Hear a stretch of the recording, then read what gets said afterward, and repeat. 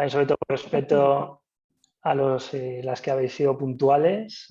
También animaros a encender las cámaras para que todo sea más, pues bueno, más humano, máxime ya cuando estamos tan saturados, ¿no? de todo lo digital. Patricia, ahora os la presentaré y será un poquito quien nos marque las pautas de esta, muchas gracias a los que vais encendiendo la cámara, de esta sesión.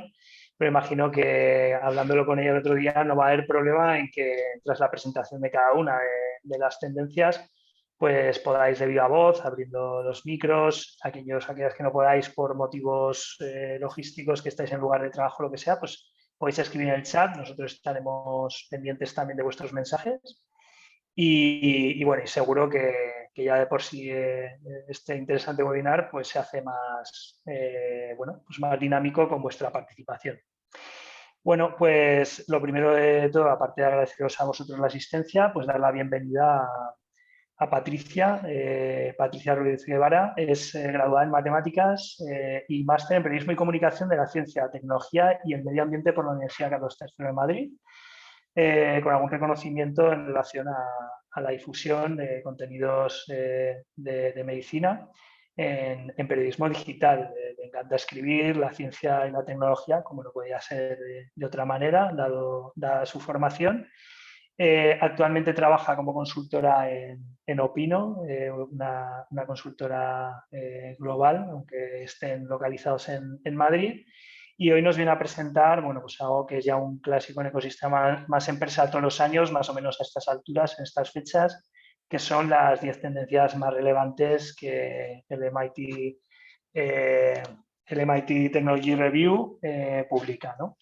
Entonces, bueno, ahora os voy a dejar con Patricia, pero antes, bueno, pues daros la bienvenida a Ecosistema Más Empresa, que como algunos sabréis, pero otros veo también caras nuevas, pues es un proyecto conjunto de Ibercaja Banco y su fundación, que el ánimo que tiene es el de facilitar o favorecer la supervivencia de las empresas en el tiempo a través de diferentes acciones de todo tipo, como por ejemplo pues este webinar, en cada una de las 6 verticales que definen el concepto que hemos acuñado de Empresa 2025, ¿no? Estos son innovación, digitalización, diversidad, transformación cultural, sostenibilidad y emprendimiento. Y bueno, pues queda a vuestra disposición tanto mis compañeras de comunicación, Laura, Esther, como mi compañera Luz y yo mismo, para lo que a nivel de usuarios de ecosistema necesitéis. Y sin más, pues ya le dejo los mandos de la sesión de hoy a Patricia. Así que todo tuyo, Patricia. Muchas gracias. Muchas gracias, Pedro. Pues nada, voy a compartiros una presentación para que sea todo más fácil de seguir el hilo narrativo. A ver, ¿me confirmáis ahora alguien si se ve bien, se oye bien? Vale, Patricia, estás compartiendo ya, lo único faltan ahora ya en modo presentación. Y el lateral lo veis también, es que como yo os veo a vosotros en pequeñito, no sé si eso estorba en la presentación o eso no lo veis Sí, sí, vosotros. eso además cada uno se puede Genial. ajustar el mosaico y queda solamente tu imagen y el lateral. Estupendo. Pues nada, buenas tardes a todos. Muchas gracias, Pedro, por la presentación y por invitarme a hacer esta charla en la que, bueno, como ya anticipaba Pedro, queremos acercaros estas 10 tendencias que cada año MIT Technology Review destaca para saber un poco pues, cuál va a ser el horizonte de desarrollo tecnológico y científico que podemos esperar este año y también de las empresas y proyectos de los que es interesante estar pendientes. Yo había hecho aquí una primera presentación mía, pero como ya Pedro me ha presentado perfectamente, bueno, luego os dejaré en cualquier caso mis datos de contacto por si alguien, pues eso, sobre todo de temas evidentemente de matemáticas y ciencia, pero bueno, además de Nopino, que ahora os hablaré también un poco de la consultora y de MIT Technology Review en español, escribo en otros medios de comunicación y bueno, si alguien tiene inquietudes de los temas de los que vamos a hablar después, pues me puede contactar también.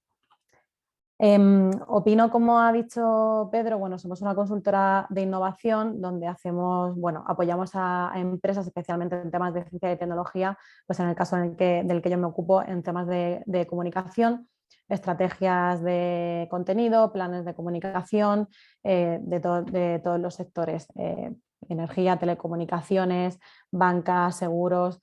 Y bueno, todo ello muy en el marco de nuestra colaboración con MIT Technology Review, que se remonta a 2008. MIT Technology Review es la revista de tecnología más antigua del mundo y nosotros tenemos el placer y el honor de poder hacer la versión en español de la revista. Además de eso, también tenemos otras iniciativas como la organización de la competición de innovadores menores de 35, en la que bueno, buscamos proyectos de emprendedores, innovadores y académicos menores de 35 años que pueden pues, precisamente crear una disrupción en tecnología y ciencia, y organización de eventos como en Tech Europa. Así que bueno, un poco para que nos situéis en el mapa y para que entendáis esta sinergia en la que nosotros pues, nos hacemos eco. Tanto nos hacemos eco de los temas que vienen en la revista de Boston, como pues creamos contenido propio y en este caso pues queremos acercaros estas tendencias. Al margen de las 10 tendencias que vamos a ver hoy, nosotros tenemos una serie de tecnologías de las que siempre digamos, estamos pendientes y que son pues, un poco las que guían nuestra visión, la visión de la revista. Muchas, pues evidentemente, la mayoría os sonarán porque están a la orden del día en prensa, en avances en los que se enfocan. Perdón, a ver. ¿Se me escucha bien? Que escucho una interferencia de fondo, perdón, no sé si soy yo. Sí, por favor, cuando no estéis interviniendo podéis cerrar los micros, si no, os voy a desactivar yo algunos. Sí, no os preocupéis, yo cuando abras el turno, o sea, voy a hacer varios turnos de preguntas e intervención, si no os importa, así se escucha perfectamente. Vale, pues como estaba diciendo, la visión que tenemos en la revista y la que impera en la mayor parte de las publicaciones de ciencia y tecnología, pues son un poco estos grandes bloques de contenido, ¿no?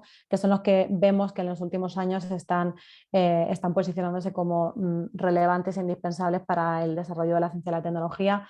Por supuesto, el tema de energía y cambio climático, imprescindible que esté a la orden del día en todas las empresas para tratar los temas de sostenibilidad.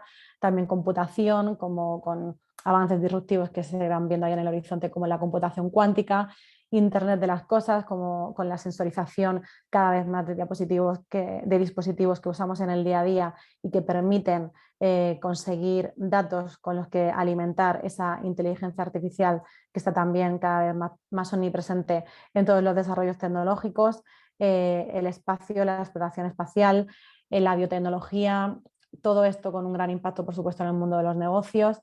La robótica de la mano pues, de Internet de las Cosas igualmente, de la inteligencia artificial, porque al final una de las cosas que más interesante me parece de la tecnología hoy en día es que todo es transversal y todo crea sinergias entre sí que realmente potencian potencian ese potencial que tiene la tecnología para cambiar el mundo. Materiales, pues también con foco de nuevo en la sostenibilidad, en la eficiencia energética, en nuevos desarrollos de materiales para paliar la escasez de otros y democratizar su acceso, u otras tecnologías súper disruptivas como el blockchain y las criptomonedas o los NFT de los que hablaremos más adelante.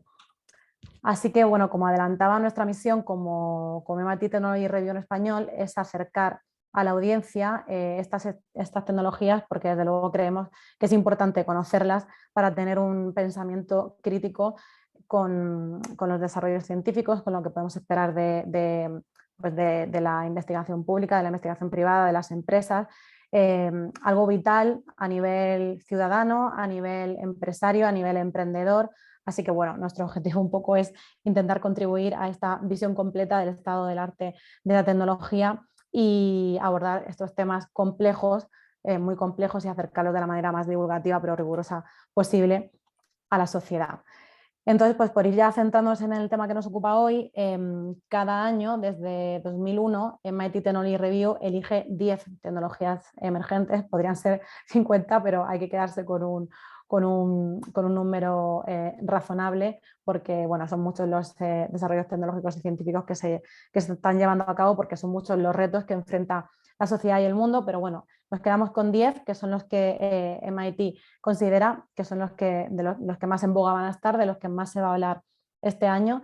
Hay algunos que ya están muy cercanos a la realidad, hay otros que tienen una visión más a largo plazo, pero bueno, la verdad es que yo tengo que decir que en esta lista al final con el tiempo se ve que MIT ha acertado, porque son, pues eso, son tecnologías que se van repitiendo, que van estando cada vez más presentes, pues por ejemplo la inteligencia artificial, que al principio parecía una promesa fallida y cada vez está más presente en desarrollos que utilizamos en el día a día, o incluso el blockchain, que al principio parecía que también era algo inalcanzable y que poco a poco se va utilizando cada vez más, pues por ejemplo con los contratos inteligentes o con los NFT hoy en día. Entonces, bueno, como decía, hay algunas tecnologías que están ya muy presentes, algunas de las que vamos a hablar pues tienen que ver con problemas de actualidad que nos afectan a todos, como el coronavirus, así que vamos a hablar vamos a hablar de creación de una pastilla contra el COVID, de cómo se va a seguir haciendo un seguimiento de las nuevas variantes, también de la vacuna contra la malaria. Más allá de temas de salud, también, como decíamos, es imperativo hablar de sostenibilidad, así que vamos a hablar de nuevas fuentes de energía renovable, de cómo almacenar esa energía y pues también, por supuesto, el componente tecnológico, vamos a tratar nuevas aplicaciones de la inteligencia artificial y del blockchain. Así que, en definitiva, un compendio de aplicaciones, algunas más cercanas a nuestro día a día, otras que van a tener más impacto en los negocios de diferentes sectores, pero en definitiva, pues una promesa de lo importante que es seguir innovando y apostando por el desarrollo de la ciencia y de la tecnología. Así que bueno, vamos a empezar con estas 10. Las he agrupado en 3 bloques para poder hacer esa pausa y poder comentar con vosotros pues, qué opináis de ellas, cómo crees que van a afectar en vuestros respectivos sectores y negocios. Y si, bueno, yo os animo a, después de esta charla también a que vayáis a nuestra página web, a MIT Technology Review en español, para, pues si queréis terminar de profundizar o investigar un poco más, que bueno, al final allí tenemos muchísimo contenido. Encontráis que es un orden diferente porque aquí hemos querido reordenarlas para precisamente establecer estos grupos que os comentaba. Así que bueno, pues sin más dilación, la primera de las tecnologías o de los avances científicos que MIT destaca como sobresaliente para este año 2022 es seguir haciendo un seguimiento de las variantes del coronavirus, de la COVID-19. En este caso tenemos que hablar de genómica. Seguro que os suena porque bueno, la genómica está a la orden del día porque se está utilizando para cada vez más intentar pues, analizar, detectar enfermedades. Cuando hablamos de enfermedades como por ejemplo pues el cáncer, ya sabemos que el cáncer es un cajón desastre donde hay una infinita variedad de tumores. Por ejemplo, en el caso de las enfermedades raras igual, hay como 7.000 tipos de enfermedades que todavía no se han podido diagnosticar. ¿Qué es lo que se está haciendo? Pues en genómica se está avanzando para conseguir secuenciar el genoma de estas enfermedades y que el diagnóstico sea mucho más personalizado. En el caso de la COVID, ¿cómo se traduce esto? Pues bien, durante estos años, desde que empezó la pandemia, se han aunado estos esfuerzos para conseguir secuenciar el virus. Gracias a esto es cómo se detectan las distintas variantes.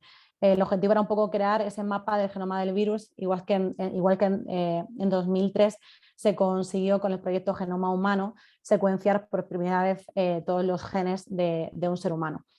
Cuando se van haciendo estos mapas genómicos de un virus, que para que os hagáis una idea, bueno, tenéis más o menos en mente a lo mejor las letras que forman, ¿no?, una secuenciación, pues tiene hasta 30.000 letras el virus, que van variando pues, según la persona, según la alteración.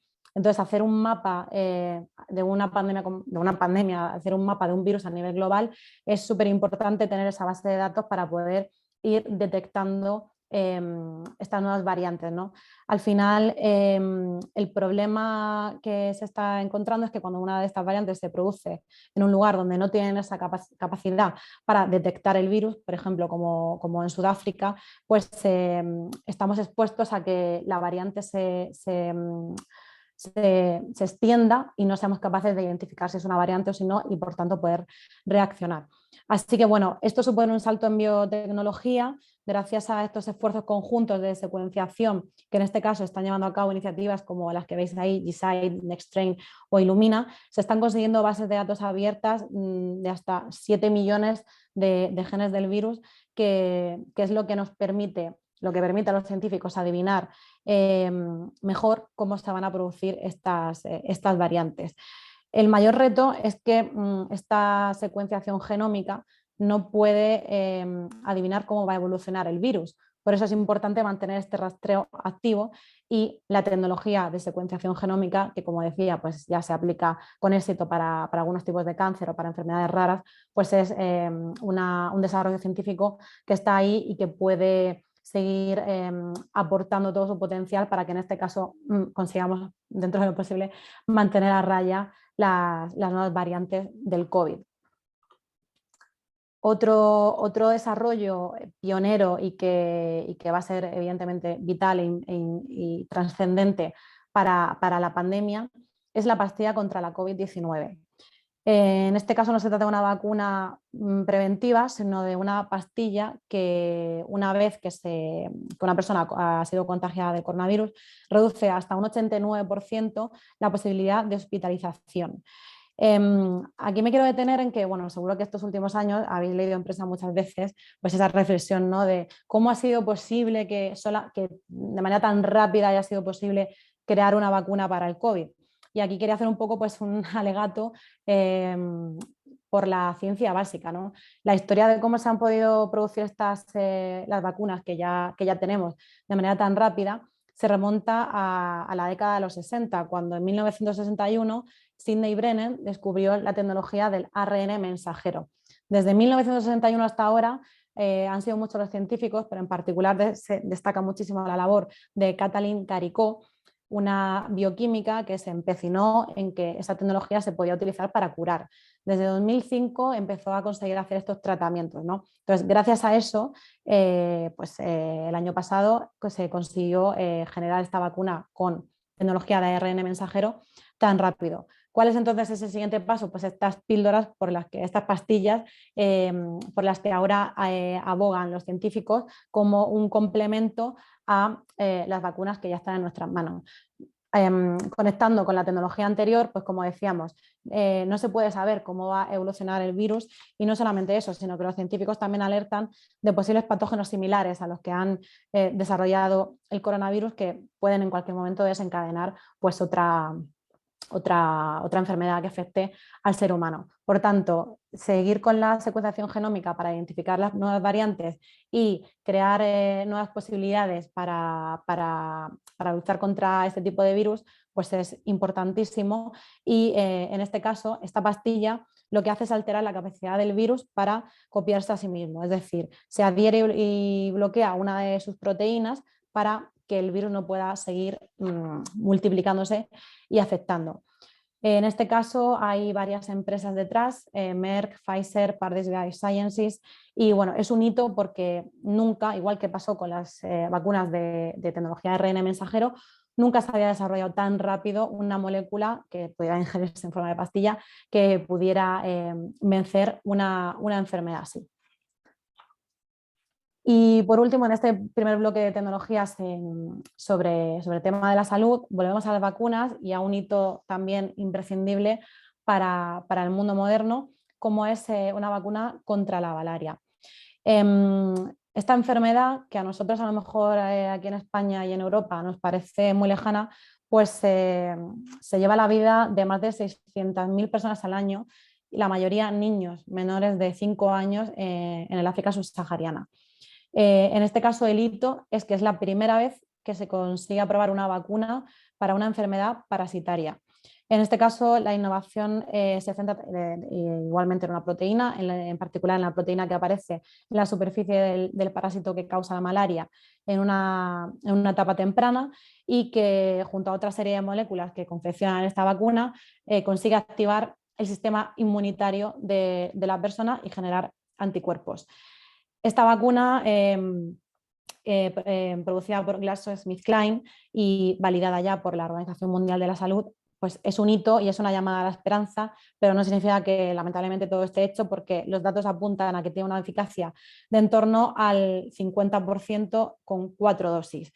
Ya sabemos, después de ver lo que nos ha pasado con el coronavirus, pues el despliegue que significa tener que hacer una vacunación así masiva, pero bueno, es una llamada a la esperanza que demuestra el potencial que tienen las vacunas y sobre todo pues abre una puerta a la posibilidad de generar este tipo de vacunas para enfermedades parasitarias. Estas serían un poco las 3 primeras grandes tecnologías relacionadas con la ciencia. Y bueno, quería animaros, como sé que hay gente que sois de diferentes empresas y sectores, pues evidentemente algunos tendréis más cercanía. Bueno, en este caso, lamentablemente lo del coronavirus nos toca a todos, así que bueno, quería saber un poco qué potencial creéis que tienen estas tecnologías, estos desarrollos científicos para transformar el mundo y un poco qué sensaciones os despiertan, si esperanzadoras o un poco todavía con cierta reserva a poder creer que esto realmente va a impactar. Como habéis visto en todas las fichas, pues los científicos dicen que el momento es ahora y que la tecnología, la ciencia ya está aquí. Así que bueno, quiero saber un poco la opinión de alguien, si se anima a comentar o si tiene alguna duda.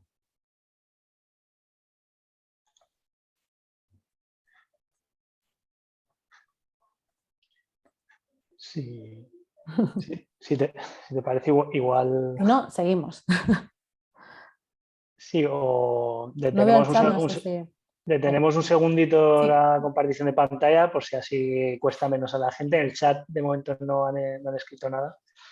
Pero bueno, a mí que está claro que el efecto de toda esta pandemia se cuele en 2 de las 3 o 2 y media de las tendencias, porque la malaria al final no deja, yo creo que de estar relacionado un poquito, pues es bastante significativo, ¿no? A ver si al final se consigue todo esto gripalizar, ¿no? Normalizar, que dicen ahora con el COVID, pero a mí, vamos, al menos impactante me parece. No sé si aquí hay alguna empresa que le toque más de cerca a nivel de sector y quiere compartir algo, y si no, pues oye, seguimos con el resto de tendencias.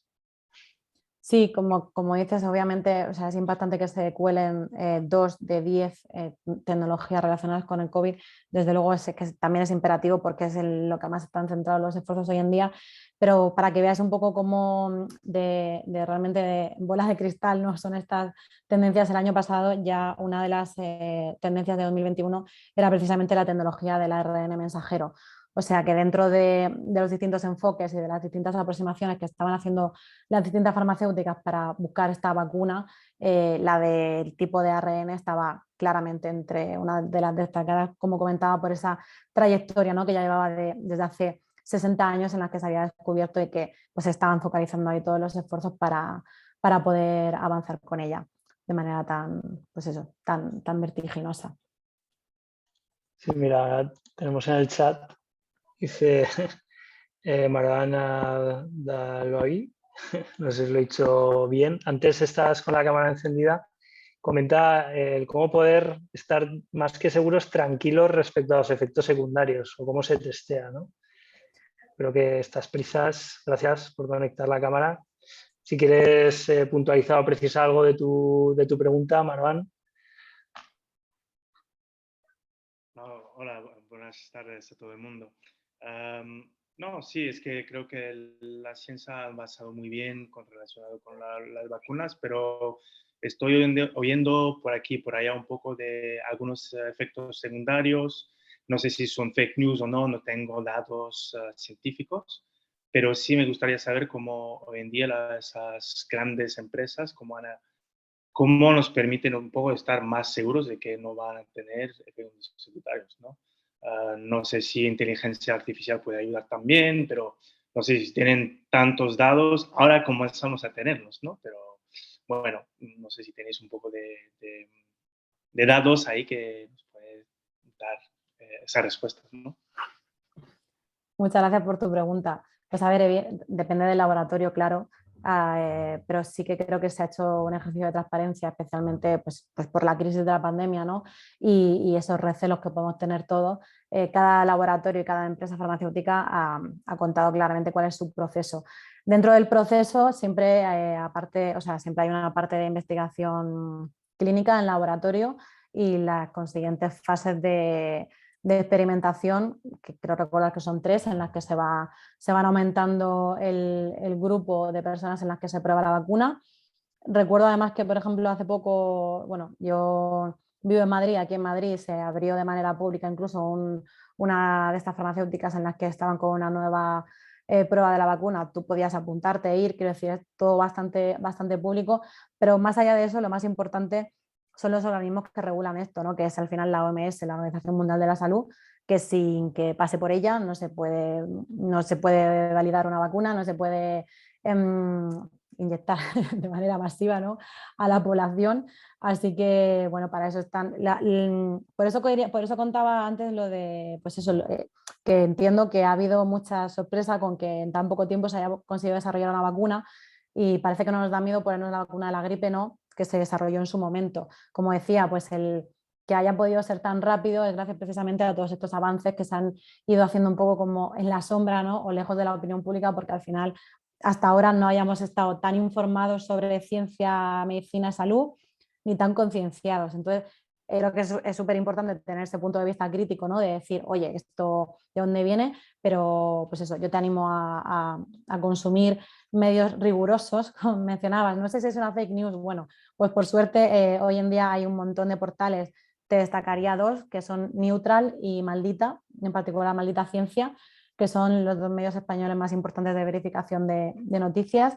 En particular, Maldita Ciencia, pues han hecho un trabajo espectacular de más allá de medios como nosotros, como MIT Technology Review en español, que hacemos, que contamos las noticias, ¿no? Ellos lo que hacen es esa verificación. Así que bueno, yo creo que entre tener abierta la página de la OMS siempre, tener abierto un buen medio de comunicación y tener abierto un medio de verificación, puedes ir tranquilo a tu centro de salud la próxima vez. No sé si he respondido a tu pregunta. Sí. Pues nada, yo creo que si quieres continuar, Patricia, no hay más preguntas de Estupendo. momento. Vamos allá. Déjame que comparta otra vez.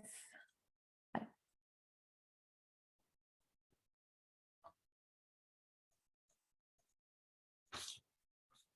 Muy bien.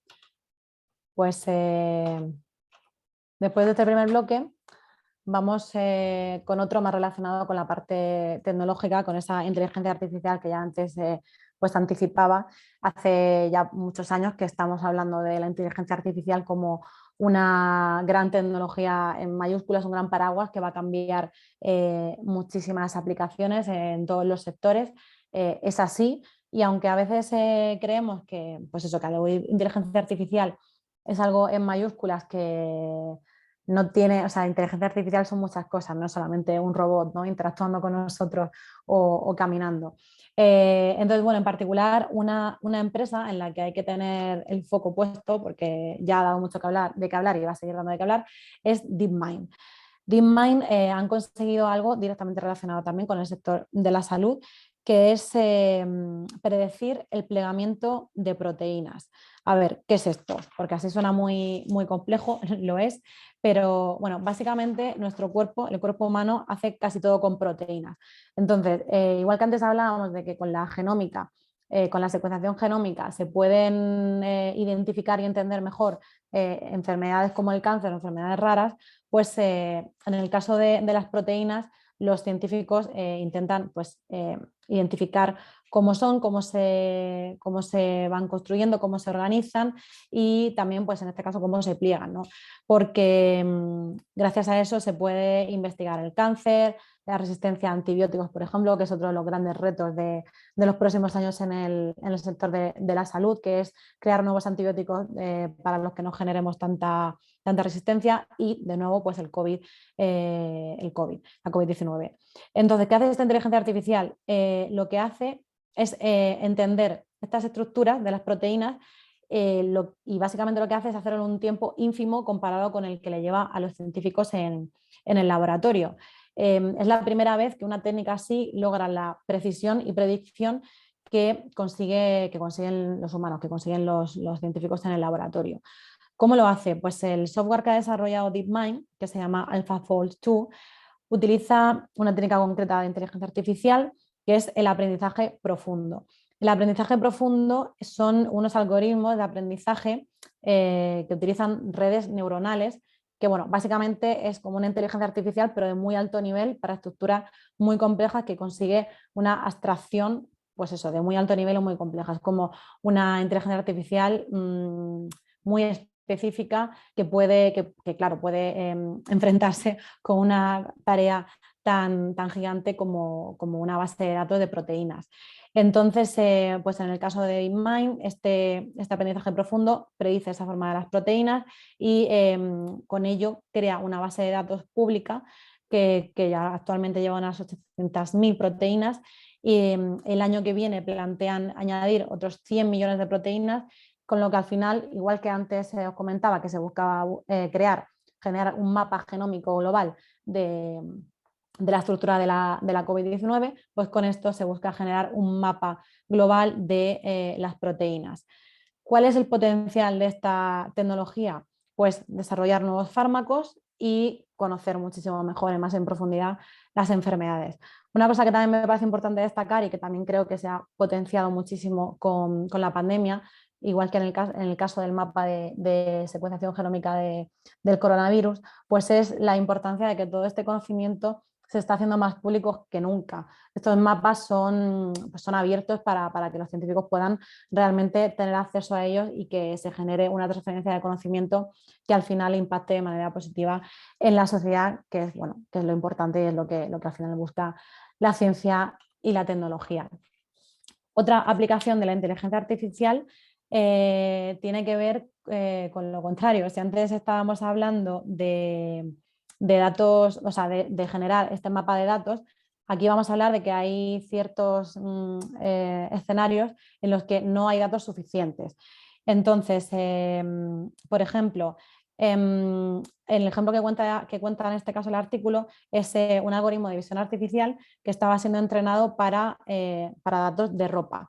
Por ejemplo, bueno, ¿esto de dónde viene? Pues la visión artificial, por ejemplo, en una cadena de reciclaje, en una fábrica de reciclaje, por ejemplo, pues se utiliza cada vez más robots con inteligencia artificial que puedan diferenciar los diferentes residuos para poder reciclarlos y separarlos, ¿no? Por ejemplo, pues bueno, hay ciertos escenarios, ciertos grupos de datos de los que no se dispone para poder entrenar a estos algoritmos, a esta inteligencia artificial. Por ejemplo, hay muchos datos de ropa occidental, pero no tanto de ropa africana. De esto se dio cuenta la compañía especializada en datos e inteligencia artificial Science Nigeria, y lo que hicieron fue lo que esta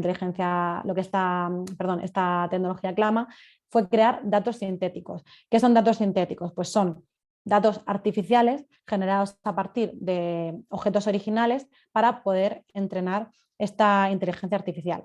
Por ejemplo, en ese caso, ropa africana. Si no hay suficientes datos, lo que hace este enfoque es generar como un montón de, en este caso, pues, ropa africana artificial, pues se repiten patrones, se cambian algunas características para tener una base de datos lo suficientemente grande para poder entrenar a los algoritmos de esta inteligencia artificial. Esto es algo que me parece bastante importante porque, bueno, desde el propio origen de la propia concepción de la inteligencia artificial, pues se han producido sesgos precisamente hacia grupos minoritarios, bien porque los propios encargados de los desarrollos de los algoritmos ya llevan implícitamente un sesgo humano, o bien precisamente pues por este tema, porque no hay datos suficientes, porque los grupos minoritarios no están tan representados o no se han recabado suficientes datos sobre ellos. Pues podemos hablar pues eso, de mujeres, de población negra, de en fin, minorías o incluso de países, ¿no? También, como comentábamos en el caso del COVID, los países que no tienen acceso al mismo tipo de desarrollo científico no pueden secuenciar el genoma. Por tanto, una investigación no va a tener el mismo tipo, la misma cantidad de datos, por ejemplo, occidentales, con los que poder contrastar, ¿no? Entonces, bueno, por un lado, este enfoque, esta tecnología de datos sintéticos, de datos, digamos, creados de manera artificial para ir alimentando estos algoritmos, es una buena noticia porque pretende precisamente evitar estos sesgos que comentamos. Pero por otro lado, pues es un arma de doble filo porque lo que puede hacer es provocar nuevos sesgos o generar informaciones o datos menos realistas ante esta escasez de datos originales. Además de esos casos en los que no se dispone, pues por motivos geográficos o motivos minoritarios de los datos, hay otros casos, por ejemplo, datos médicos, datos financieros, datos de seguros, pues es información delicada que además está sujeta a leyes de protección que cada vez pues, son mayores para proteger al usuario y claro, si no se dispone de ese tipo de datos tampoco se puede continuar mejorando pues eso, ciertas, por ejemplo, una aplicación médica que quiere personalizar y mostrarte cuál es el mejor ejercicio que puedes hacer. Entonces, bueno, estos datos sintéticos son una forma de poder paliar estas carencias. Y si antes hablábamos de rostros falsos o de datos falsos, aquí hablamos de caras reales, porque una de las tecnologías que también está despuntando en los últimos años es la tecnología biométrica. ¿Por qué? Pues porque las contraseñas alfanuméricas, que son las que utilizamos todos, que seguro que de vez en cuando os salta esa alerta de cambia tus contraseñas porque tienes la misma en 20 sitios diferentes, ¿no? Que al final lo hacemos todos. Pues esto evidentemente es un peligro que además cada vez es mayor según aumentan los ciberataques y según aumenta también la capacidad computacional. Pero bueno, empezando un poco por el principio, fue en 1960, justo a la vez, justo en el momento en el que se creaba, se descubría la tecnología de ARN mensajero, pues también se creaba por primera vez la contraseña. La creó en 1960 el profesor del MIT, Fernando Corbato, porque estaba creando una plataforma donde se iban a compartir varios archivos y pues se dio cuenta de que había que proteger los archivos privados. Así surgió esa primera contraseña alfanumérica que todos conocemos, de números, letras en mayúsculas de algún símbolo y que utilizamos para todo, el ordenador, el móvil, para hacer una compra, para nuestro servicio bancario, para nuestro servicio sanitario. Es como un poco la llave de nuestra casa digital. Como decía, es una llave cada vez menos segura. Además, detrás de muchas de las contraseñas digitales que tenemos, hay mecanismos criptográficos que, bueno, como decía, conforme aumenta la computación, y en particular, por ejemplo, la computación cuántica, mayor es la posibilidad de que se hackeen esas contraseñas, de que se roben, de que se adivinen, porque bueno, esa inteligencia artificial que por un lado es esa DALL-E y esa ayuda, también puede ser una manera de penetrar, ¿no? en estas estrategias de seguridad que se van quedando un poco cortas. Entonces, ¿qué opina Microsoft, Google, empresas que todos conocemos u otras más específicas como Okta o Duo de esto? Pues creen que lo mejor es acabar con las contraseñas tal y como las conocemos hoy. ¿Cuál es el reemplazo? Pues como adelantaba, la biometría, la huella dactilar, el reconocimiento también por voz. La biometría es una tecnología que lo que busca es identificar los rasgos únicos de la persona para poder acceder a estos servicios, ¿no? Estamos más acostumbrados a utilizar, como decía, la huella dactilar o cada vez más, ¿no?, a desbloquear el teléfono con nuestra cara, pero biometría son muchas cosas, puede ser la voz, puede ser incluso patrones de movimiento.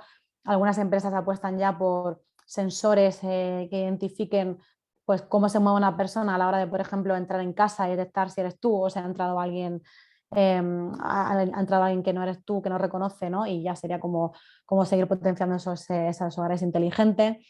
Entonces, bueno, es una tecnología que va a seguir avanzando, que ya impera cada vez más en nuestros dispositivos móviles y que, bueno, que puede ser que haya un día en el que ya no tengamos que apuntar más en ninguna notita por ahí de esa contraseña que se nos va a olvidar al día siguiente. Y como última tecnología de este bloque de enfoques más digitales es la prueba de participación. Bueno, seguro que a estas alturas todos habéis oído hablar de una manera o de otra del blockchain. Como decía antes, es una de esas promesas tecnológicas que parecía que iba a catapultar un montón de sectores y que, bueno, al final, poco a poco, de manera más callada, sí que lo va haciendo. Uno de los problemas que tiene el blockchain es que consume muchísima energía, consume grandes cantidades de energía. Por ejemplo, Bitcoin, que es la criptomoneda más famosa, la red de blockchain más famosa, consumió el año pasado más de 100 teravatios hora.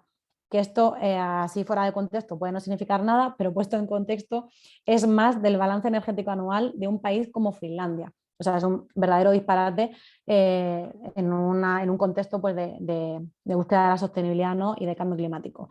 Ahora, la tecnología de cadena de bloques del blockchain ha encontrado una solución a esto, ¿no? Es lo que se llama la prueba de participación. Para entenderlo hay que entender un poco cómo funciona blockchain, que es algo pues, muy abstracto, pero bueno, que igualmente os recomiendo que luego vayáis a MIT Technology Review en español si queréis profundizar, porque hay muchísimas aplicaciones que hacen que uno lo entienda bien. Pero bueno, un poco por resumir, que seguro que ya lo habéis leído muchas veces, en las transacciones de blockchain se produce una verificación de bloques en cadena. Es una verificación para descentralizar, es una verificación descentralizada que lo que hace es que de manera pues, descentralizada y anónima cada minero, en este caso, que es como se llama a los encargados, a los programadores detrás de la red de blockchain, cada minero se encarga de validar un bloque. Por ejemplo, en el caso de un contrato inteligente, de un smart contract, se produce una serie de pasos, una serie de nodos entre esos bloques de la cadena, desde que un usuario quiere firmar un contrato hasta la empresa. ¿No? Es como una validación fiel y no sesgada. ¿Qué sucede? Que en estas pruebas, en estas validaciones entre cada bloque, cada nodo de la cadena de blockchain, son esos mineros los que producen estas verificaciones. Lo hacen solucionando acertijos criptográficos y cada uno de esos procesos conlleva muchísima energía. O sea, el gasto de energía se produce en esa verificación que va saltando de bloque en bloque porque hay pues, un montón de mineros detrás que bueno, están ahí porque son recompensados con criptomonedas, ¿no? Al final tampoco es nada desinteresado, pero al final el consumo de energía se provoca por esta transacción entre la validación del nodo y las criptomonedas. Entonces, ¿qué se les ha ocurrido a blockchain para intentar paliar este consumo excesivo de energía?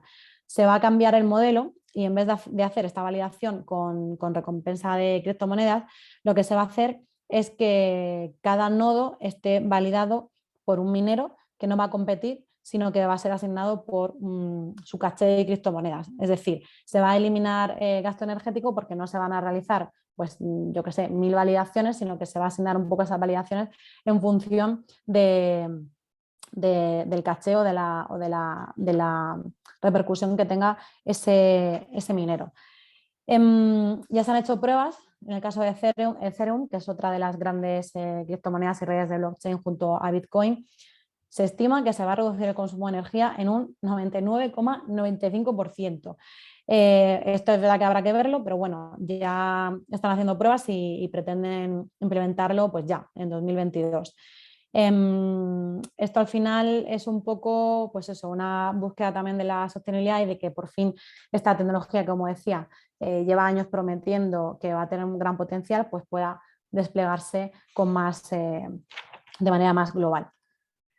Este sería, pues eso, como os comentaba, un bloque de las 4 de las 10 tecnologías emergentes que destaca MIT, más relacionado con la inteligencia artificial, con la parte computacional, tanto de las contraseñas y de la biometría, como de la cadena de bloques o la tecnología de blockchain.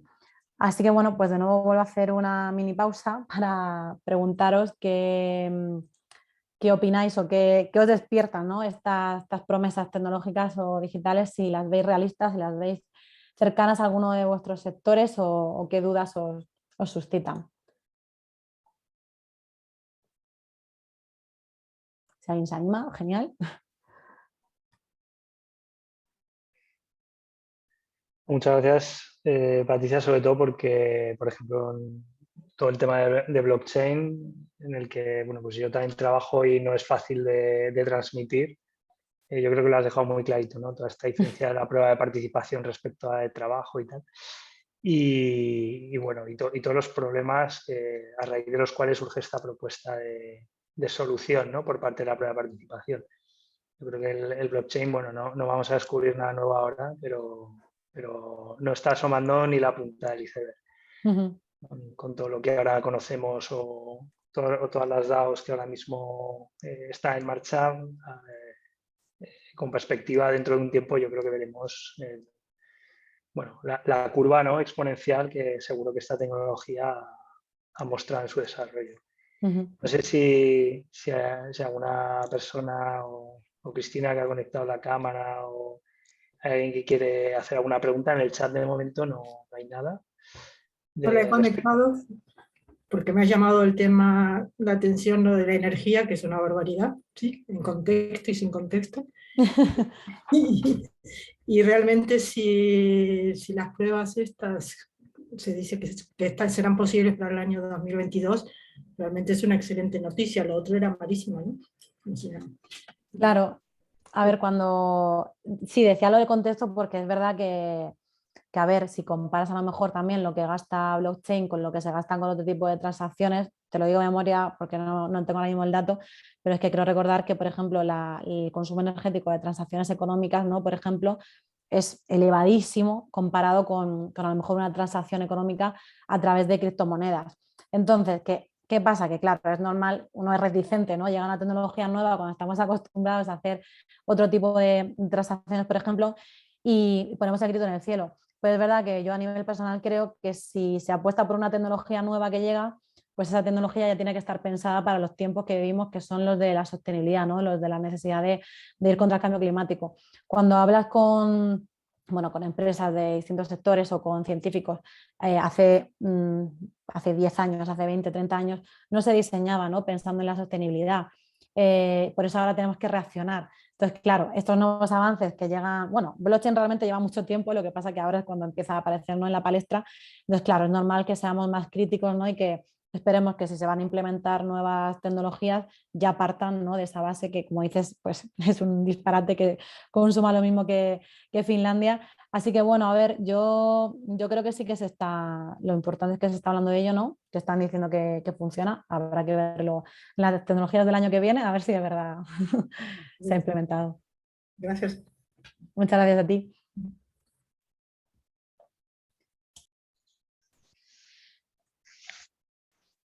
Bueno, pues yo creo que podemos continuar si no hay más preguntas. Estupendo. Solo por añadir a lo que me decías antes, Pedro, sí que he intentado hacer una visión rápida del blockchain porque seguro que estamos todos hartos, pero al final no es fácil, uno... No, depende mucho, ¿no? Yo creo que eso, que si a alguien le ha quedado alguna duda, lo más fácil es al final buscar ejemplos concretos de cómo se aplican en distintos sectores, porque hay aplicaciones desde el campo de la construcción, bueno, en fin, economía, por supuesto, o sea, en todos los sectores. Alimentación, en todo, sí. Sí, en particular está, por ejemplo, el Observatorio Blockchain de España, que tiene una web bastante currada donde hay además un especialista por cada sector y tema, o sea que ahí ya, si alguien necesita que se le ponga la cabeza así, buscando cosas del blockchain, pues ese es el sitio adecuado. Así que nada, pues paso de nuevo a compartir y vamos con el último bloque de estas tecnologías que vaticina Technology Review. Creo que ya veis otra vez la pantalla. Genial.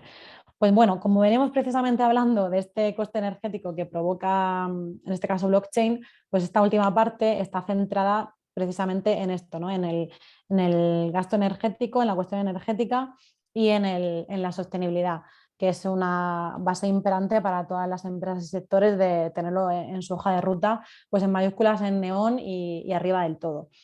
Entonces, una de las primeras tecnologías que destaca MIT Technology Review este año son las baterías de larga duración de hierro.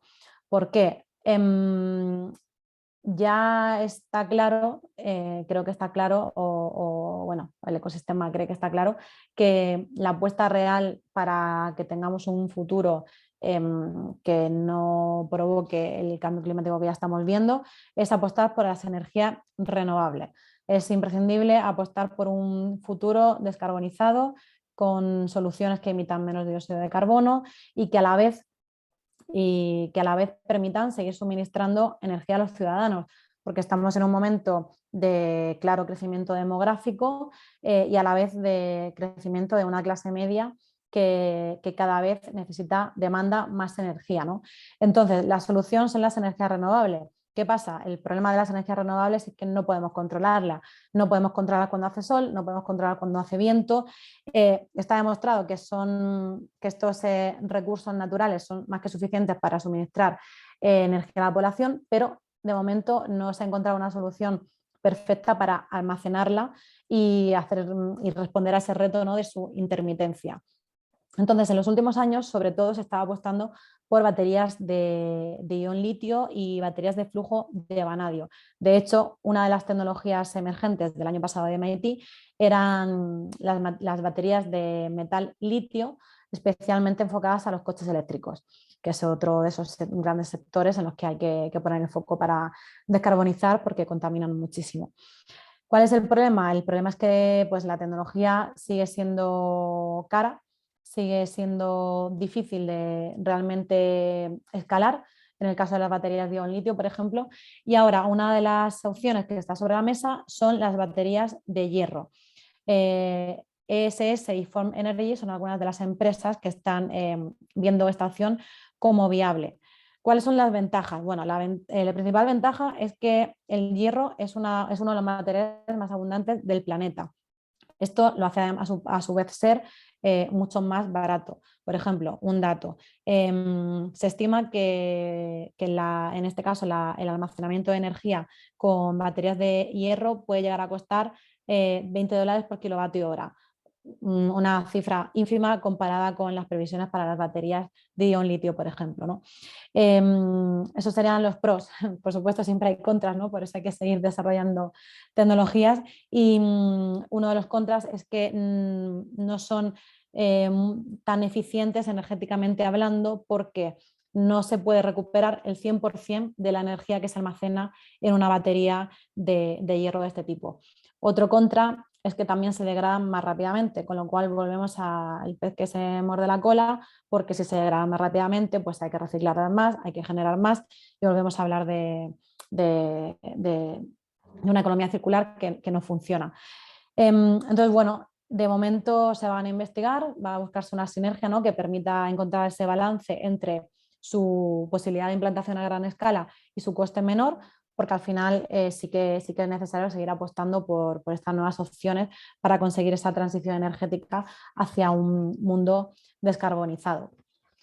En esta línea, si hablamos de energías renovables y de cómo almacenarlas cuando no están presentes, pues otra energía que se está buscando investigar es la de fusión.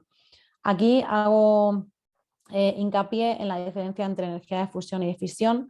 La de fisión es la tradicional de las centrales nucleares que todos conocemos. En la energía de fisión lo que se hace es separar el núcleo de los átomos. En la energía de fusión se hace lo contrario, se combinan los átomos. ¿Qué significa esto? Pues que la energía de fisión de las centrales nucleares tradicionales que conocemos genera más residuos, por ejemplo, que estas energías de fusión. Por eso ahora se está empezando a apostar por ellas. Para entenderlo bien, podemos imaginar, por ejemplo, el Sol. El Sol es como un gigantesco reactor de fusión donde gracias a sus elevadísimas temperaturas, que están por encima de los 100 millones de grados, si es que alguien se puede imaginar eso, ¿qué pasa allí? Que con esas grandísimas temperaturas en el Sol es un reactor de fusión natural, los núcleos atómicos se combinan, se mezclan y cuando se produce esa combinación se libera muchísima energía. ¿Cuál es entonces el objetivo de estos reactores de fusión? Es intentar crear un reactor que haga a pequeña escala, claro, lo que se produce en el Sol. Si esto se consigue, esa combinación de los átomos, esa fusión nuclear, libera muchísima energía y sería una fuente de electricidad barata, continua, que no está sujeta a las intermitencias que puede tener la energía eólica o la energía solar, casi libre de emisiones porque produce muy poco residuo radiactivo, libre de emisiones de dióxido de carbono y prácticamente ilimitada. Con lo cual, suena increíblemente bien. El problema es que es muy difícil, o sea, el desafío está en la parte de ingeniería de crear físicamente, ¿no?, ese reactor. ¿Qué sucede? Que Commonwealth Fusion Systems ha conseguido por primera vez crear una especie de pequeño reactor, un imán de 10 toneladas y ha conseguido pues, avanzar en este desarrollo de estos reactores de fusión compactos, económicos, más sostenibles y viables. Además, hay muchísimo potencial porque digamos que en esa búsqueda de la eficiencia de estos reactores que podemos crear, cuanto más se consigue que el calor, si volvemos a imaginarnos el sol, cuanto más se consigue que ese calor se quede concentrado en la fuente, más reacciones se provocan. Vamos a intentar imaginar, pues eso, tenemos un espacio reducido, si la energía no nos escapa, hay más energía, se provocan más combinaciones de esos átomos y por tanto se libera más energía. Por eso, en esta búsqueda de intentar resolver este reto de ingeniería, pues también es importante de nuevo mantener en mente la eficiencia. No tiene sentido buscar una nueva manera de obtener energía con la fusión si la energía que gastas por el camino es mayor. Entonces ahora pues otro de los retos es intentar producir más energía de la que se consume. Y por último, la última tecnología que este año destaca MIT es la fábrica de eliminación de dióxido de carbono. ¿Por qué? Bueno, si no conseguimos reducir las emisiones, ¿no?, si ya estamos intentando apostar pues, por esas energías renovables almacenadas en baterías de hierro o de litio, si tampoco terminan de funcionar nuevas opciones como la fusión o bueno, el hidrógeno verde, del que no hablamos en este caso porque además ya lo destacó MIT Technology Review el año pasado, pues ¿cuál es otra opción? Intentar eliminar ese dióxido de carbono que generan otras fuentes de energía, no las fuentes de energía no renovable. Aquí entran en juego las fábricas de captura y eliminación de dióxido de carbono. ¿Cómo funcionan? Bueno, pues son una máquina como la que veis ahí en esta ilustración. Son como una especie de grandísimos ventiladores que van capturando el aire. Con unos filtros especiales de ese aire concretan, extraen el dióxido de carbono, vuelven a liberar el resto del aire ya limpio. Este dióxido de carbono lo que se busca es crear una reacción química. Se mezcla con agua, se introduce bajo tierra con un sistema muy sencillo, como veis ahí, con una especie de tubería, y cuando ese dióxido de carbono mezclado con agua entra en contacto con la tierra, se produce una reacción que al final lo que hace es obtener roca basáltica, o sea, tierra, una roca, nada que genere contaminación, sino que al final ese dióxido de carbono se iría almacenando en la tierra como un componente geológico más. Ya hay una planta en Islandia, en Reykjavik, que captura 4.000 toneladas de dióxido de carbono al año. De nuevo, poniendo esto en contexto, no sé si os suena mucho o poco, pero 4.000 toneladas de dióxido de carbono son solamente las emisiones anuales de 900 coches. Es decir, pues un poco bastante irrisorio. Esto evidentemente es una tecnología que empieza ahora a despuntar y que, bueno, lo que promete es que en los próximos años ya hay empresas en Estados Unidos, en Escocia y en Noruega que están prometiendo que van a ser capaces de absorber entre 500.000 millones y 1 millón de toneladas de dióxido de carbono al año. No sé qué opináis, no sé si esto os puede parecer como un parche. Nosotros creemos que bueno, al final hay que sumar esfuerzos, como decíamos, pues a las energías renovables y a las baterías se le suma el hidrógeno verde, la energía de fusión, y también podemos sumar estas fábricas de eliminación de dióxido de carbono, que al final es como una manera de buscar de manera artificial lo que la Tierra ya hace de manera natural, porque precisamente la importancia también de preservar los bosques, no solamente los bosques terrestres, sino los bosques del mar, o sea, las marismas, la flora oceánica, es que de manera natural la Tierra ya absorbe el dióxido de carbono. Lo hacen los árboles y lo almacenan al final bajo la tierra, lo hacen los ecosistemas de diversidad del agua, en lo que se conocen como praderas de dióxido de carbono azul, y recolectan este carbono de manera natural. Es decir, que puede parecer un parche, pero al final es una manera de también intentar promover pues algo que la Tierra hace de manera natural, pero que pues, por la grandísima contaminación y nuestro gasto energético no llega a alcanzar un balance natural para lo que necesitaría pues, el planeta Tierra. Aquí de nuevo pues me gustaría preguntaros, con estas nuevas baterías de hierro por las que se empieza a apostar esta energía de fusión o estas fábricas de eliminación de dióxido de carbono, pues ver vuestra opinión, si de verdad creéis que pueden tener un impacto para luchar contra el cambio climático, si es un parche, si hay que buscar soluciones en otra parte, y también un poco pues, ver cuál es vuestra opinión de qué papel tiene, ¿no?, la sociedad y las empresas o los estados también, ¿no? Porque al final la ciencia intenta poner soluciones, pero hace falta más esfuerzos conjuntos, ¿no? No sé si alguien quiere comentar algo.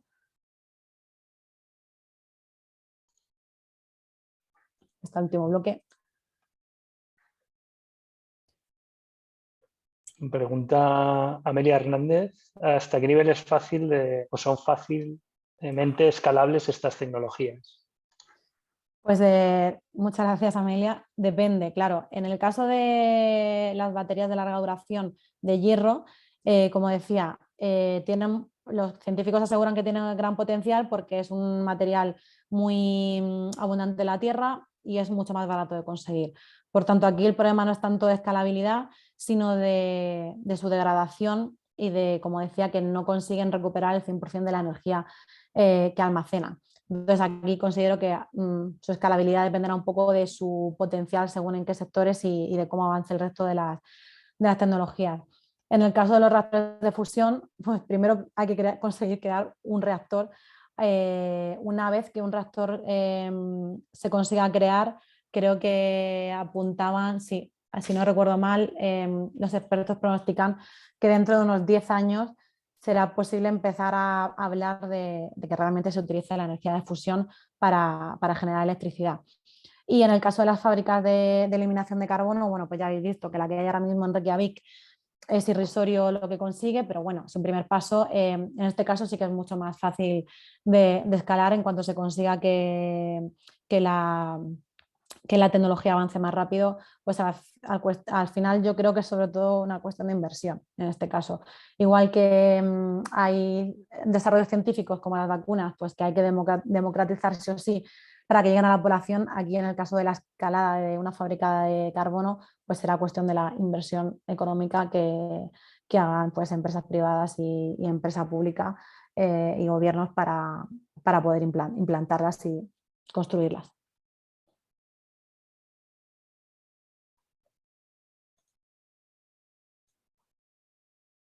No sé si alguien tiene alguna pregunta más y si no, pasamos. Gracias a ti. No, un comentario, Cristina. preguntaba respecto a las baterías, que sí da la impresión de que tendrían que buscarse soluciones en otra línea, porque al final o extraer litio, que hay menos, o hierro, produce CO2, ¿sí? Y además después lo estás rápidamente desechando. Entonces, no sé cuál, porque realmente no soy experta en eso, pero sí hay una necesidad de ver cómo se almacena, que es la gran cuestión, la energía, ¿sí?, de las renovables. En esto. No sé si el hidrógeno verde será la panacea. Pero bueno, lo bueno es que hay, lo importante que me ha gustado, y cierro, es que de las soluciones que habéis hablado, muchas son relacionadas con la salud, bueno, lamentablemente por esta situación, pero es un campo importante, y el otro es la sostenibilidad. Entonces, muchas gracias por la charla y por las buenas nuevas. Gracias a ti. Bueno, pues totalmente de acuerdo. Yo creo que el problema igual es, decías la palabra panacea, ¿no? Que si el hidrógeno verde va a ser la panacea. Yo cuando hablo con científicos y desarrolladores, realmente todos coinciden en que el tema es que no hay una panacea, sino que lo que hay que conseguir, ¿no?, es una combinación de este maravilloso, ¿no?, abanico de soluciones científico-tecnológicas que tenemos. No es realista pensar en que a 10 años vamos a dejar de usar el petróleo, ¿no?, o el carbón o el gas natural. Tampoco es viable seguir haciéndolo.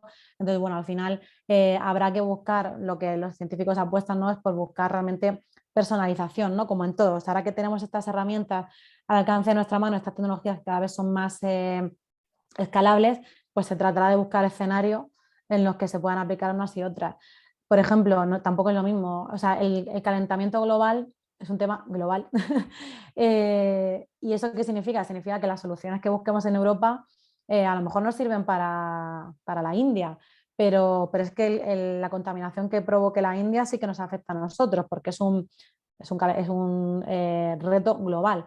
Entonces, bueno, pues yo creo que sí que hay esperanza en que por lo menos se están buscando nuevas maneras, que todo sumará y que al final pues hay que tener esa visión global, ¿no?, tanto de que es un reto para todas las sociedades y todos los países, que hay algunos que tienen al alcance tecnologías más caras y otros que todavía no pueden estar ahí. Pero bueno, lo importante es que, como decías, bueno, pues hacen esfuerzos y hay que tener fe, ¿no?, en la ciencia básica y en la innovación. Y bueno, te despedías ya, pero queda una última parte de la charla, así que si os parece, comparto pantalla de nuevo, aunque antes os voy a pasar un link por aquí por el chat, ¿vale? A ver si podéis acceder todos. Ahí lo tenéis, es un cuestionario de Google Form, creo que no hace falta ni que metáis el correo ni nada. Así que vuelvo a compartir pantalla para cerrar con... a ver, ¿veis ya? Si alguien me puede confirmar que se queda esto un poco... No, se sigue viendo la presentación sin compartir, la decimos. Sí, a ver, un segundo, por favor, que se ha ido, pasándose el enlace se me ha ido esto. A ver.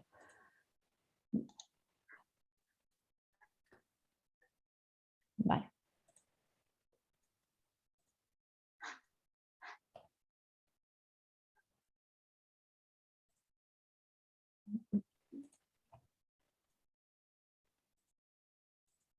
Vale, creo que ya, ¿verdad? Sí. Bueno, pues MIT este año hace un juego nuevo, que es que además de contarnos lo que para su conjunto de expertos son las 10 tecnologías que van a imperar, ¿no?, que más van a realzarse este 2022, nos quiere preguntar cuál es para nosotros una posible tecnología número 11, un posible avance disruptivo número 11 que no hayan incluido ellos en la lista. Y nos dan cuatro opciones. La primera, el metaverso. Si estamos hartos de oír hablar de blockchain, el metaverso, pues nos queda un rato también, que bueno, empezó el boom el año pasado, ¿no?, en noviembre, cuando Zuckerberg anunció que Facebook pasaba a llamarse Meta, y después de eso pues empezaron todas las grandes empresas, desde Microsoft, Disney, IBM, absolutamente todas, a mostrar sus propios, ¿no?, proyectos de metaverso. El metaverso es este nuevo escenario digital que promete ser una mezcla del mundo físico y digital más cercana que nunca, más inmersiva que nunca, que bueno, es una mezcla de realidad aumentada y virtual en la que pues, prometen que vamos a poder interactuar. Otra tecnología a la orden del día, de la que seguro que también habéis oído hablar mucho, está directamente vinculada con blockchain, y son los NFT, los tokens no fungibles.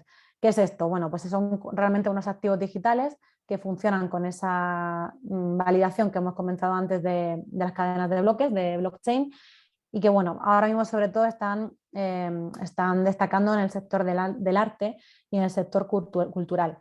Es una manera de como disponer de un activo digital, una copia que promete ser única e intransferible, porque detrás hay ese contrato inteligente de la cadena de bloques, y que bueno, pues que va desde poder comprar un disco, una obra de arte única o una parcela en el metaverso también. Otra tecnología que nos propone MIT son los relojes de envejecimiento.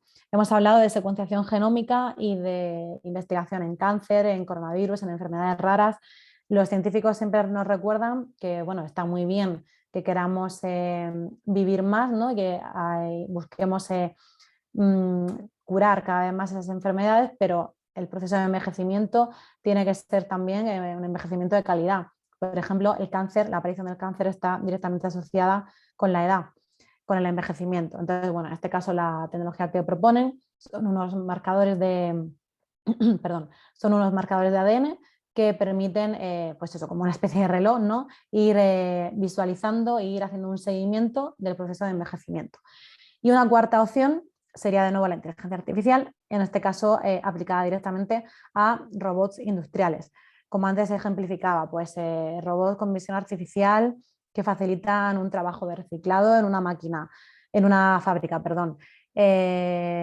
Robots que ayuden a, por ejemplo, gestión de la red de abastecimiento de agua, porque tienen visión artificial o pueden recoger datos que luego precisamente sirven para nutrir a algoritmos y eliminar tareas más tediosas o peligrosas para operadores. En fin, la inteligencia artificial y los robots pues, tienen un amplísimo abanico de opciones en la industria. Así que estas son las 4 que Technology Review nos propone. Os he pasado el link para que podáis votar. A ver si lo estáis haciendo. Sí, ya veis la pantalla, ¿verdad? Bueno, aquí está, en tiempo real, la encuesta. Creo que solo han votado 7 personas y somos más, así que venga. Que me gustaría saber qué opináis, ¿no? Si, bueno, veo que va ganando ahora, bueno, hay un empate entre relojes de envejecimiento y metaverso. Vamos a esperar un poquito, a ver si votáis todos.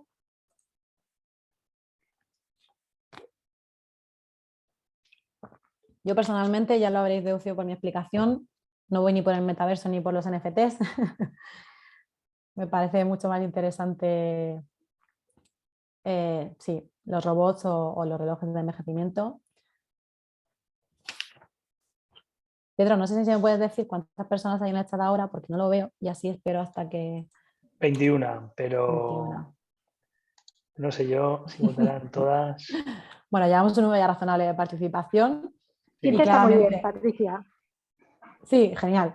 15 es un número además que redondo. Pues bueno, claramente ganan los robots con inteligencia artificial, así que apostáis por algo concreto, ¿no? Y aplicabilidad real a la industria. Alguien que haya votado, por ejemplo, el metaverso, no sé si quiere participar y contarnos. Yo lo he votado, pero vamos, que hable otro mejor. O alguien que haya votado, a ver, José Luis. Pues a ver, yo creo que el metaverso quizás sea el que tenga más posibilidades de mercado. El año pasado, solamente en ropita para los avatars, bueno, en ropita, en complementos y cositas para vestir, se facturaron 50.000 millones de dólares. Todas las grandes cadenas de ropa, o sea, todos los grandes modistos han sacado sus líneas de ropa para el metaverso y demás. Es una cosa que a mí me alucina, pero que ahí está. O sea, que la gente se gaste cantidades ingentes de dinero en vestir muñequitos. Y bueno, pues ahí está. Tienes toda la razón, sí, sí. Zara fue de los primeros, de hecho, Sí. por ejemplo, en ofrecer una colección en el metaverso. Claro, al final igual es un poco, ¿no?, como decir qué va a tener impacto en la vida, ¿no?, real de un usuario, o sea, de un ciudadano, de una persona, y qué va a tener impacto en los negocios. Como tú dices, el metaverso, pues eso, en cuanto se disparó el anuncio de Facebook, se mostraron toda la inversión que han hecho las grandes marcas, que siguen haciendo. Yo estuve la semana pasada en el Mobile World Congress en Barcelona, en este evento de telecomunicaciones, y efectivamente no había stand que se preciara que no tuviera algo relacionado con el metaverso, porque bueno, es donde se están hasta vendiendo terrenos en el metaverso. Sí, y casas y coches sí. Y de todo. Sí. Que nunca tendrás. Que es lo que nunca tendrás en la vida real, ¿no?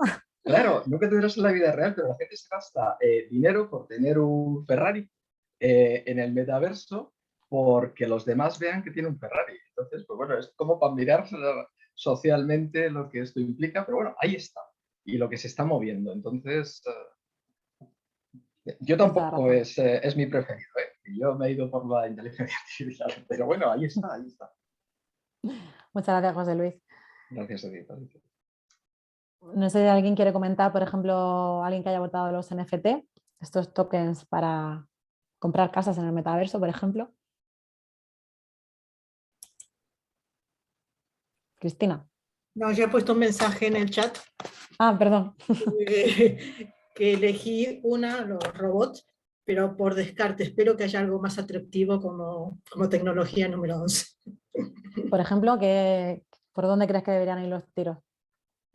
No sé, más de lo que hemos estado hablando sobre la sostenibilidad o la salud, o esto, los robots es lo más práctico. ¿Sí? Me convenciste cuando hablaste de que evitaba, ¿sí?, que hubiera riesgo humano, ¿sí? Reemplazo. Entonces, por eso que decidí por los robots. Lo del envejecimiento, el reloj, no sé, ese tipo de cosas me parecen invasivas, a veces no lo tengo muy claro. Y los otros dos no. El arte me gusta verlo en directo. Sí, pues, por ejemplo, es que, si no recuerdo mal, en Estados Unidos, que es donde había datos, la primera causa de muerte en entornos laborales, por ejemplo, son operarios que trabajan en grandes alturas. Que eso todavía pase, ¿no? A día de hoy es como, a ver, pues no, algo estamos haciendo mal porque, hombre, ahora hay tecnologías como drones, ¿no? Que también fue como un boom hace unos años, pero bueno, que donde precisamente, más allá de grabarte con el dron, ¿no? Tus vacaciones o lo que sea, donde realmente tienen un potencial, ¿no?, que puede impactar en la sociedad y en las empresas, es ahí.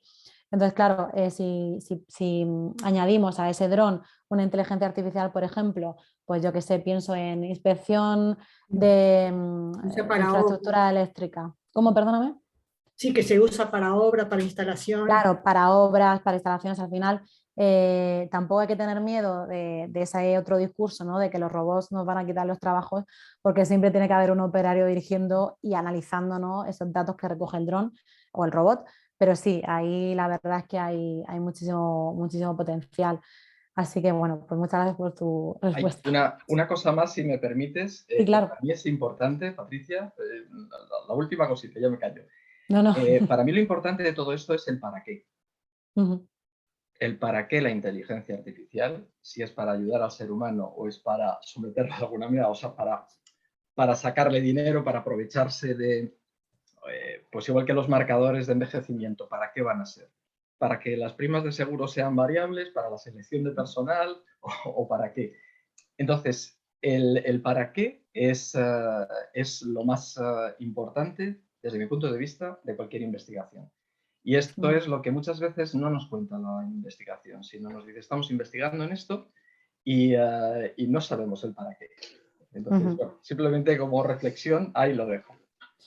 No, tienes razón. Además es que si por ejemplo pensamos en los datos, ¿no?, que tanto se han mencionado los datos, el oro del siglo XXI, claro, ¿para qué se recaban datos, ¿no? ¿Para qué se utilizan? Por ejemplo, pues eso, tú decías el tema de las aseguradoras, una pulserita de estas de una smartwatch, ¿no?, que recopilan montones de datos desde el punto de vista positivo de la tecnología, ¿no?, benigno.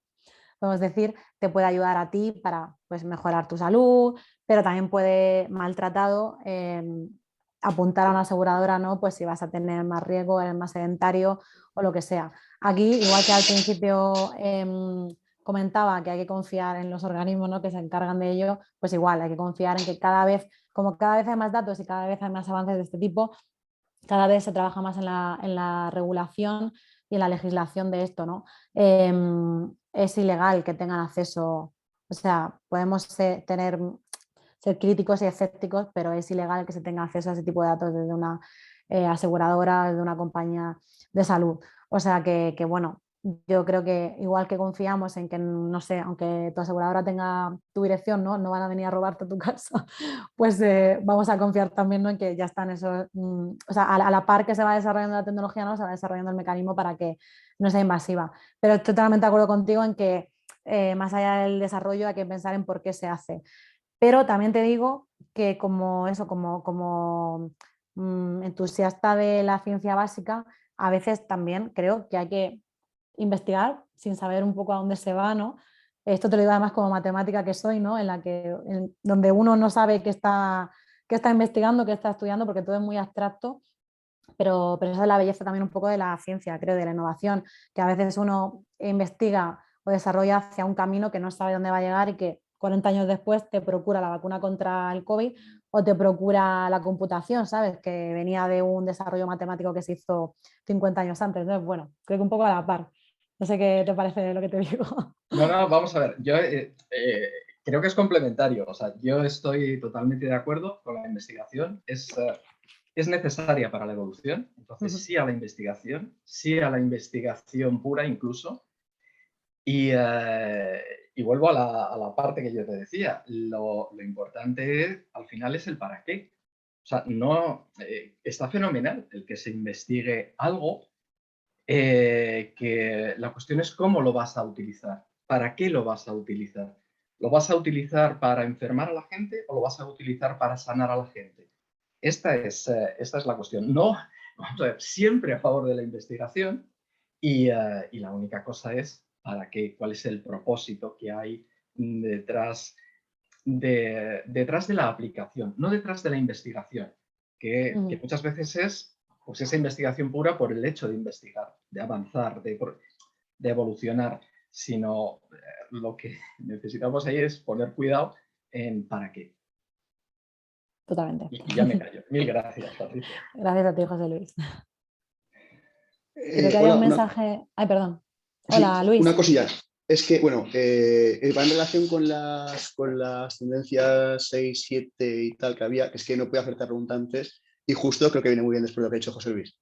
Que es que, bueno, respecto a sobre todo la creación de datos, digamos, artificiales, en base gracias a la inteligencia artificial, etcétera, bueno, yo, debido a un proyecto que tuve que hacer de investigación en máster, sí que empecé a descubrir ya que se podían empezar a crear artículos, fake news, realmente que sonaban totalmente creíbles, ¿no? Entonces, la duda que tenía antes es si también hay una línea de investigación, una tendencia amplia en base a hacer una especie de contrainteligencia de lo que es capaz de hacer la inteligencia artificial. ¿Pero te refieres a fake news generadas por inteligencia artificial? Sí, por ejemplo, para ser exactos, bueno, yo vi un poco DeepMind, pero sobre todo sería más el GPT-3 y OpenAI, ¿no? Que es otra compañía en que también trabajan con cosas parecidas. Y han llegado a un punto en el cual son capaces de crear artículos completamente inventados sobre, por ejemplo, cosas, en ese momento eran cosas que podía decir Trump, sí, y que cualquier persona podía creerse porque tenían, o sea, digamos que se apoyaban en fuentes que parecían fiables, como por ejemplo The New York Times, tal, etcétera, ¿no? Entonces, como que citaban.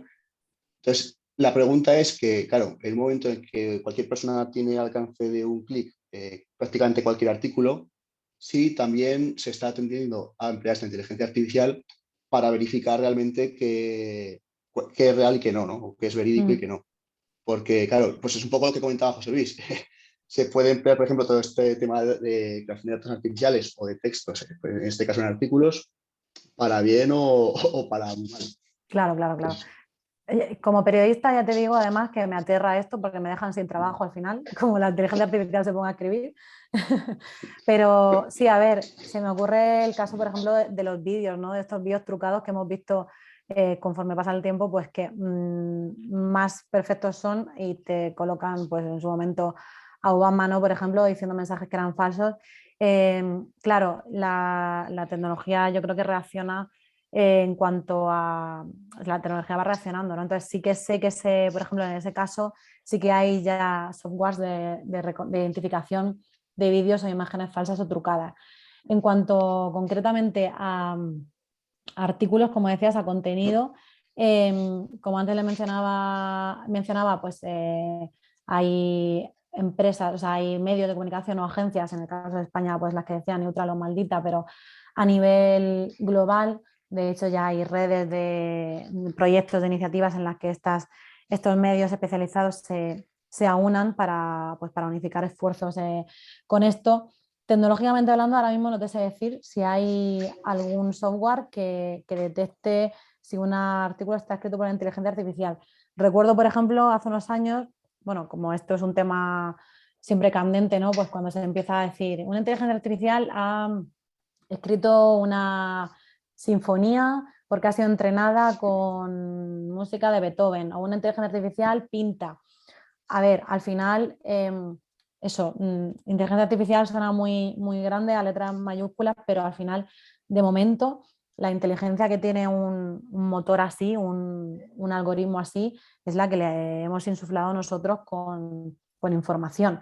Entonces, bueno, no sé si ahora mismo hay algún software que pueda identificar esto, pero si se ha creado esa inteligencia artificial, se podrá crear su contrapunto, ¿no? Al final aquí yo insisto en que creo que es igual que el operador humano es imprescindible detrás de un dron con inteligencia artificial, pues también una persona es imprescindible detrás, ¿no?, de la identificación de un fake news, y aquí precisamente por eso es importante, ¿no?, esta transferencia de conocimiento del sector de la ciencia, de la innovación y de la tecnología a la sociedad, para que nutramos ese pensamiento crítico y que ante los malos usos de la tecnología, ¿no?, pues una persona, un empresario, un ciudadano, pues pueda estar informado y pueda tener su propia ¿no?, inteligencia crítica, tecnológica y científica, para poder un poco hacer frente a los malos usos, que como siempre los va a haber. Como siempre se dice, ¿no?, un cuchillo puede cocinar y puede matar, pues una inteligencia artificial mal utilizada, pues igual. Entonces, al final, creo que es más una cuestión pues de ser críticos y de confiar en los organismos necesarios a los que le compete, ¿no?, hacer esa verificación. No sé si he respondido a tu pregunta, Luis. Sí, la verdad que, bueno, está bien, sí, era lo que imaginaba.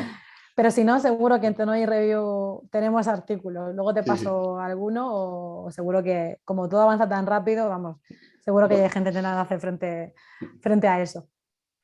Sí, no, o sea, principalmente era sobre todo lo que dices, que un poco, por una parte, el miedo que te da a ver que te puedes quedar sin, es lo que decías, ¿no? Sin trabajo. Sin trabajo. Sí, no, porque, claro, o sea, esto, por ejemplo, aplicaba a artículos, pero también aplicaba, por ejemplo, lo que han dicho de creación de datos, pues, creación de datos para encuestas, ¿no?, para observar cómo pueden salir encuestas a modo de prueba y crearlos de forma maliciosa. Entonces, claro, todo este tipo de cosas que sí que me aplicaban más específicamente, sí que me dejaban un poco dubitativo. Pero bueno, es lo que dices, al final siempre tiene que estar ahí tras la mano. Totalmente de acuerdo. Sí. Muchas gracias, Luis. A ti. Creo que había un mensaje en el chat de Charo, que te estoy leyendo, Charo, Sí. sobre los NFTs. Toda la razón. Al final, bueno, Charo comenta que los NFTs se han convertido en una opción de negocio para las galerías de arte que no conseguían atraer a jóvenes inversores. Pues sí, como antes comentaba José Luis, creo, al final el metaverso es un negocio y los NFT igual, y claro, yo creo que todo consiste en identificar tu público, ¿no? Entonces es verdad que precisamente yo creo que por eso tanto los videojuegos como el sector cultural, de la música, del cine o del arte, pues seguramente los NFT y el metaverso sean un escaparate ideal para al final una audiencia pues nativa digital que ya vive, ¿no?, en esas plataformas. Entonces sí, puede ser perfectamente una opción para, pues eso, complementar o ir encontrando nichos de mercado y nichos de audiencia.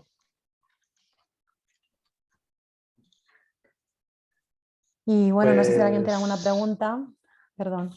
Pues no sé si precisamente iba a decir eso, si alguien tenía alguna pregunta más. Si no, bueno, al final, entre unas cosas y otras hemos llegado a las 6 ya y se nos ha pasado volando el tiempo. Podríamos, yo creo, que seguir hablando aquí pues largo y tendido, ¿no? Incorporar hasta la 12ª, 13ª tendencia, y cada uno seguramente tendríamos nuestras apuestas, pero bueno, a ver el año que viene, ¿no? ¿Qué es lo que pasa? A ver qué pasa el año curioso. que viene y dónde están estas 10, ¿no? Que a lo mejor el año que viene nadie se acuerda ya de alguna de ellas, pero sí, era un poco, pues el objetivo es como que tengamos en mente, ¿no?, estos 10 avances prometedores para ver cómo van evolucionando, sobre todo pues eso, para hacer frente a la pandemia, al cambio climático y a las necesidades y retos, ¿no?, de la sociedad y de las empresas. Pues nada, perfecto. Pues muchas gracias, Patricia, y muchas gracias a todos los que habéis participado esta tarde. Animados a estar al tanto de las próximas actividades que os propondremos desde Ecosistema Más Empresa. Y lo dicho, bueno, pues espero que haya resultado de vuestro interés. Yo creo que sí, todo el mundo en los comentarios del chat así lo estáis diciendo. Y nada más, que muchas gracias de nuevo, Patricia. Muchas gracias a vosotros y a todos los que habéis participado y escuchado. Muchas gracias. Gracias. Gracias, Patricia. Hasta luego. Gracias. Hasta luego. Hasta luego. Hasta luego.